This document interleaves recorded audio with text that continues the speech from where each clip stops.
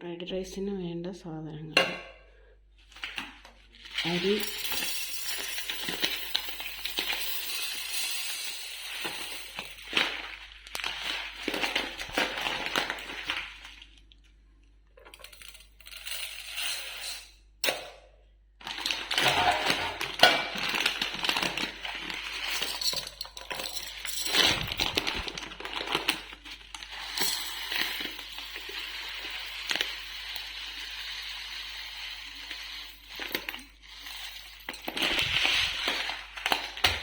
Basmati rice 2 glass,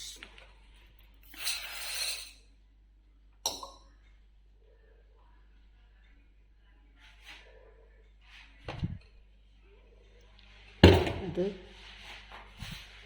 wash ചെയ്യുക.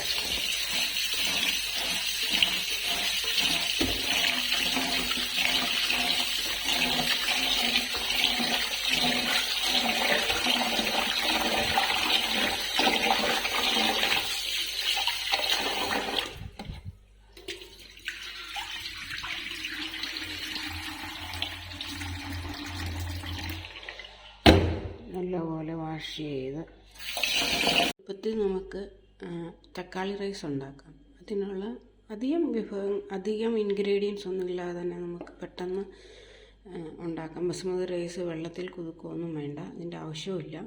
Just നമ്മൾ എടുക്കുക, അത് വാഷ് ചെയ്യുക, വേവിക്കുക.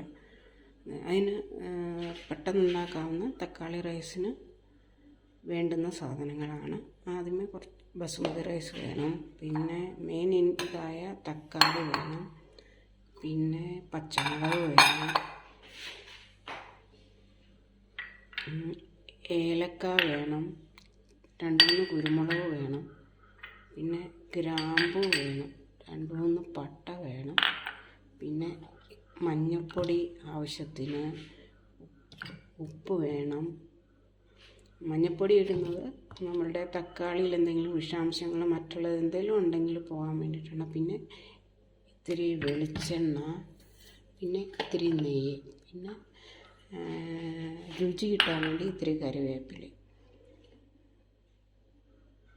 ആദ്യമായിട്ട് അരി വാഷ് ചെയ്ത് ചോറ് വേവിക്കാൻ വേണ്ടി, റൈസ് വേവിക്കാൻ വേണ്ടി വെള്ളം വയ്ക്കുക.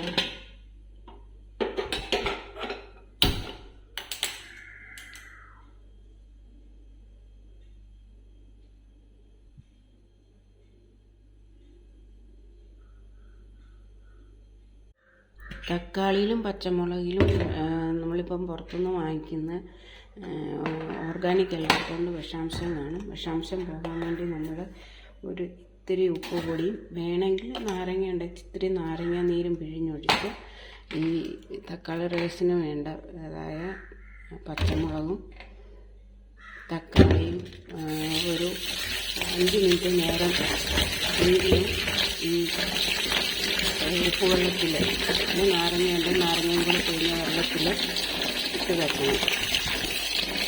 അതിനുശേഷം നന്നായിട്ട് നമ്മൾ ഉപ്പ് പൊടിയിൽ വെള്ളമൊഴിച്ച് കഴുകാൻ വെച്ചിരുന്ന പച്ചമുളകും തക്കാളിയും കൂടെ ഒരു 3-4 പ്രാവശ്യം കഴുകി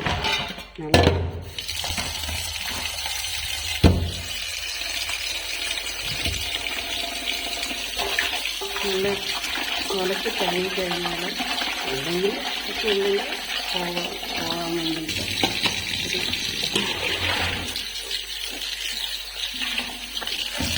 ഒരു 2-3 തവണയെങ്കിലും ഇതുപോലെ കഴുകി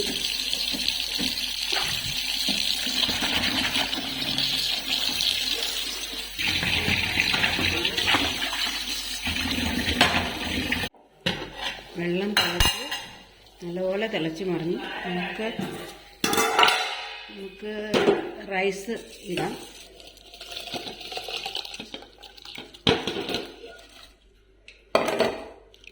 റൈസ് ഇട്ടിട്ട് ഒന്ന് ഇളക്കി കൊടുക്കാം. തിളച്ച് വരാതിരിക്കാൻ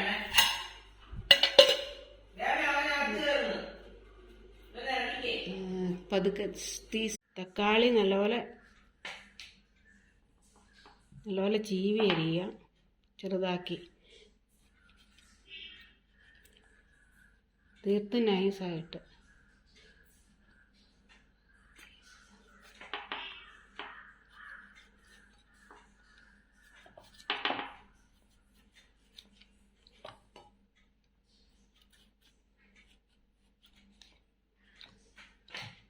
നടുവേ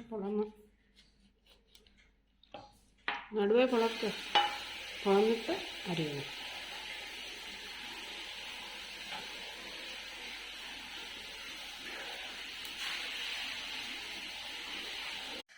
കഴിഞ്ഞ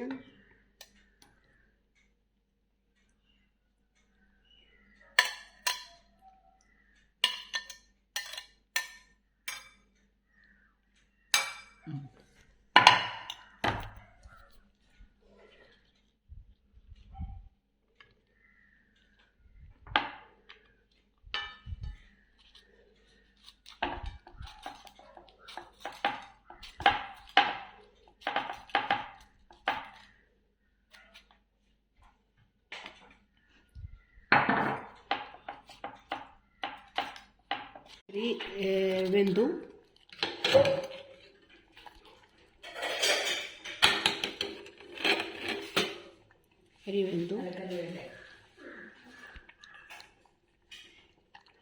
ഇത് അരി വാർക്കാം. സാധാരണ വറക്കുന്ന പോലെ തന്നെ നമുക്ക് അരി വാർത്തു.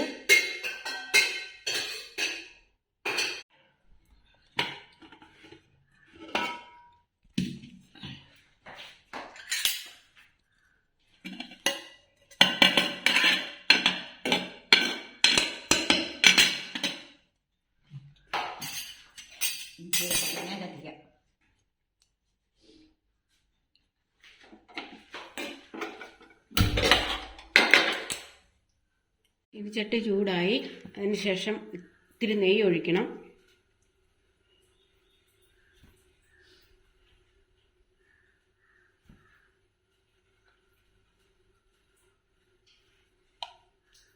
അതിനുശേഷം കുറച്ച് വെളിച്ചെണ്ണ, സ്വല്പം വെളിച്ചെണ്ണ. ഇതൊന്ന് ചൂടായി വന്നിട്ട്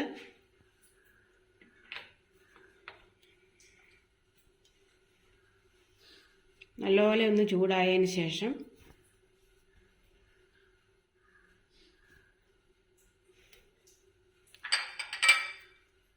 രണ്ട് മൂന്ന് ഏലക്ക,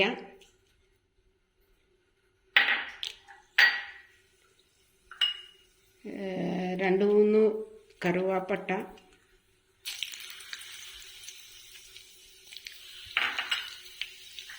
ഗ്രാമ്പു,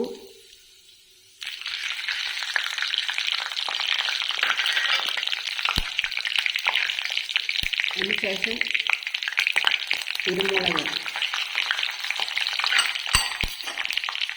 ഒന്ന് ഇളക്കുക പതുക്കെ. ഇതൊന്ന് മൂത്ത് വരുമ്പം പതുക്കെ ഒരു മൂത്ത ഒരു ഇത് വരുമ്പം, സ്മെല്ല് വരുമ്പം നമുക്ക് പച്ചമുളക് ഇട്ട് കൊടുക്കാം.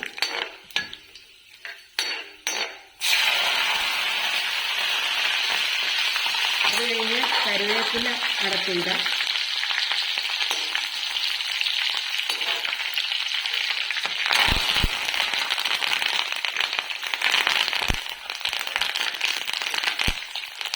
അതിനുശേഷം നമുക്ക് തക്കാളി ഇടാം.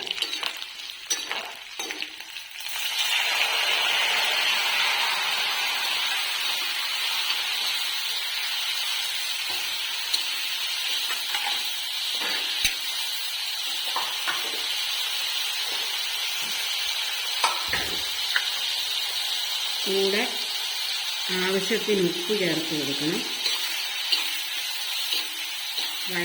വഴലാൻ വേണ്ടി. പിന്നെ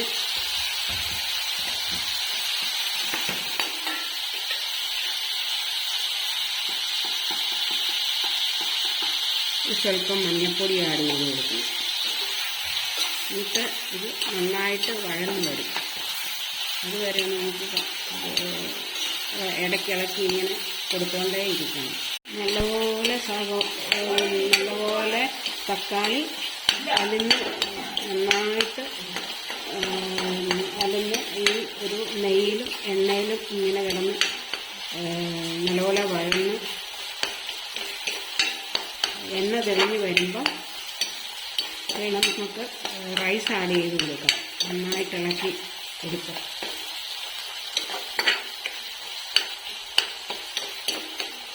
നല്ല ഫ്ലെയിമിലാണെങ്കിൽ പെട്ടെന്ന് തന്നെ വഴന്ന് വരും. ഞാൻ ലൈറ്റ് ഫ്ലെയിമിലാണ് വെച്ചത്.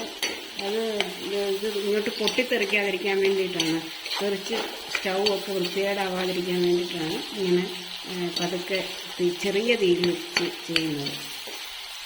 അപ്പം താമസം എടുക്കും. അല്ലെങ്കിൽ പെട്ടെന്ന് തന്നെ നമ്മളെ ഇളക്കി കൊടുത്തുകൊണ്ടിരുന്നു കഴിഞ്ഞാൽ പെട്ടെന്ന് തന്നെ ഇത് നല്ലപോലെ ഇതിൽ അലി എണ്ണയിലും നെയ്യിലും കിടന്ന് നല്ലപോലെ വെന്ത് നല്ല ഇതായി ഇപ്പം നല്ലൊരു സ്മെല്ല് വരുന്നുണ്ട്. അപ്പം ഇങ്ങനെ ഇളക്കി കൊടുത്തുകൊണ്ടിരുന്നു കഴിഞ്ഞാൽ നല്ല രീതിയിൽ എണ്ണ നന്നായിട്ട് തെളിയും. അതാണ് കണക്ക്. ചോറ് നമുക്ക് റൈസ് കുറേശ്ശെ ആഡ് ചെയ്ത് കൊടുക്കാം. ഇങ്ങനെ കുറേശ്ശെ ആഡ് ചെയ്ത് ഇളക്കി കൊടുക്കാം.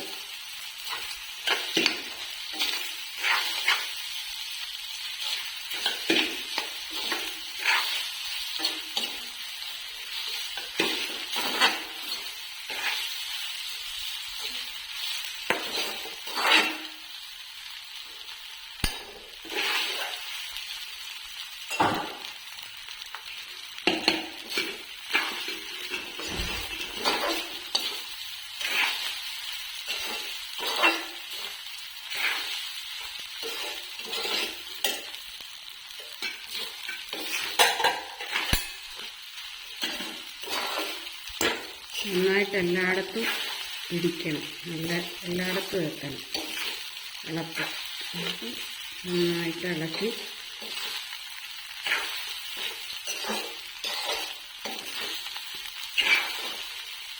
അടി പിടിക്കാതെ ഇളക്കി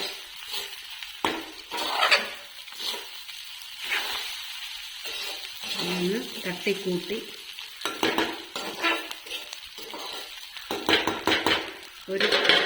ഒരു മിനിറ്റ് ഒന്ന് അടച്ചു വെക്കണം. അധികം താമസിക്കാതെ മൂടി തുറക്കണം. ഇതെല്ലാം ഓക്കെ ആയിട്ടുണ്ട്. ഒന്നും ചെയ്യാനില്ല.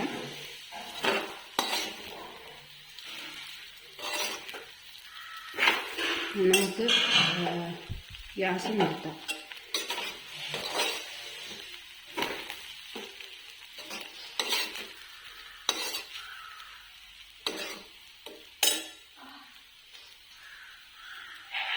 അതിനുശേഷം നമുക്ക് പ്ലേറ്റിലേക്ക് കഴിക്കാൻ വേണ്ടി വിളമ്പിയെടുക്കാം കുറേശ്ശെ.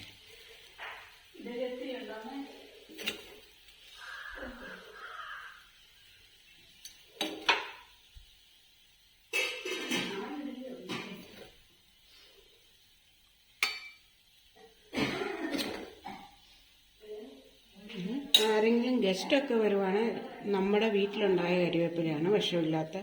നമ്മൾ പറിച്ചുകൊണ്ട് വന്ന് അപ്പം തന്നെ ഇതിൻ്റെ സൈഡിലിങ്ങനെ വെച്ച് അലങ്കരിച്ച് കൊടുത്തു കഴിഞ്ഞാൽ, ഡെക്കറേറ്റ് ചെയ്ത് കൊടുത്തു കഴിഞ്ഞാൽ ഒരു നല്ല ഫുഡായി.